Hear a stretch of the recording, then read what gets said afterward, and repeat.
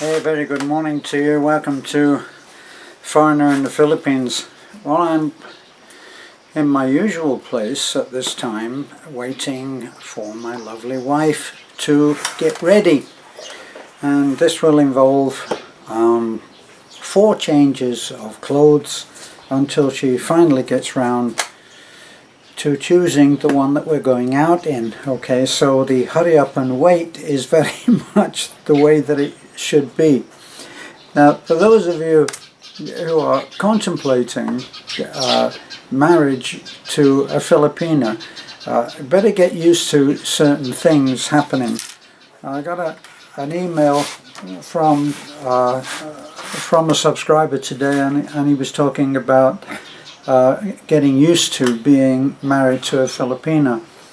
And one of the things that came up was, because he is now living in one of the northern parts of the US, they've got severe cold temperatures, extreme. And of course, a Filipina is ill-equipped for the cold. They just ill-equipped. But it's not just that. There's a whole education that goes with having lived in the cold. I mean, I came from the UK. I know what it's like to live in a cold place, and I know what it's like to equip myself to stay warm. And I know that if you put the heater on and have the heater too high in, say, the car, it will become too hot. So what you need to do, if you're educated in being in the cold, you turn the heater down.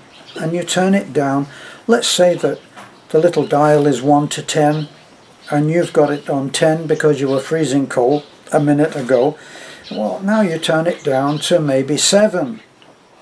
Now, you don't turn it off, but if you become married to a Filipina, if you're lucky enough and you take her to one of the northern parts of America, you will come up against this whole inability to understand the idea of a thermostat.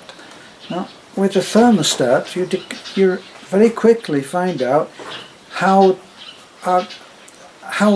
warm or how cool you like it, and you fix the number 6 or 7 or 3 or 4, depending on whether it's cold or hot, and then you find a temperature you can work in. What happens with the Filipina is they put the thermostat on, and they put it on full. So they put it on 10, and then quickly they're too hot. So then they turn it off. And then they become too cold, so they turn it back on.